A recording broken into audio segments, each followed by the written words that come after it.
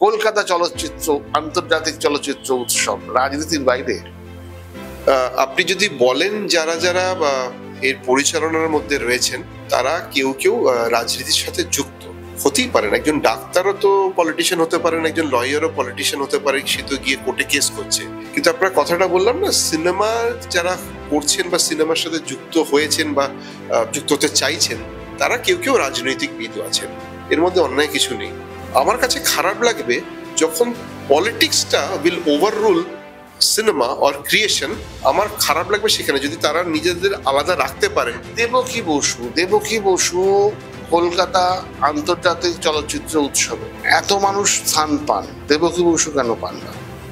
দেবকী বসু নিয়ে চলচ্চিত্র হয়েছে, হয়তো যারা যারা এবারে বা আগের বার করছেন তাদের মনে হয়েছে এবং অন্য অন্য নতুন নতুন লোককেও নিয়ে আসা উচিত। কিন্তু একটা জিনিস মনে হয়, নতুন লোককে আনলেও আপনার ঘরের যে সোনার ছেলেটা রয়েছে তাকে যদি আপনি তুলে ধরেন তাতে আপনারই সম্মানবোধ বাড়বে।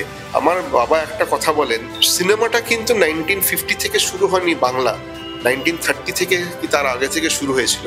সুতরাং আমরা যদি হিস্ট্রিটাকে দেখাতে পারি এই পশ্চিমবঙ্গে যে 1950 থেকে বা 55 থেকে চলচ্চিত্র হয়নি, চলচ্চিত্র 1930s বা 1920s থেকে হয়েছিল, তাহলে ইতিহাসটা মানুষ ঠিক করে জানতে পারবেন।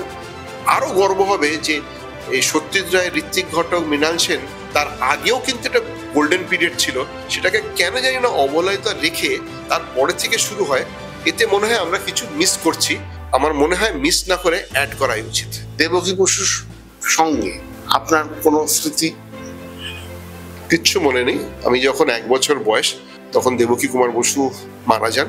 আমি ওনার ছবি আমার সাথে দেখেছি, ওনার গল্প শুনেছি লোকেদের কাছে, এবং বিভিন্ন যারা যারা বড় বড় আপনি সিনেমা যারা বলেন স্টলওয়ার্ড, তারা বাড়িতে আসতেন এবং তারা এসে শুনতেন, ঘন্টার পর ঘন্টা দেবকী বসুর সাথে করতেন, কথা বলতেন।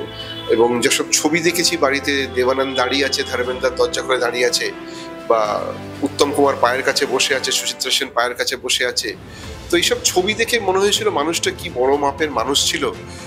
এখনকার প্রজন্মের কাছে সেটা যে তুলে ধরা যেতে পারতো, তারাই জানতে পারতেন দেবকী বসু কি বিরাট একটা স্টলওয়ার্ড ফিল্মের লোক ছিলেন। হতাশা লাগে যখন আজকের প্রজন্মের কাছে তাকে তুলে ধরা হয় না। মনে হয় কি কারণে জানি না দেবকী বসুকে বঞ্চিত রাখা হয়েছে। দেবকী বসু নিয়ে কোনো কাজ করার কোনো পরিকল্পনা আছে? আমি একজন ভদ্রলোকের সাথে কথা বলছি, আমি নামটা এখনই বলতে পারছি না।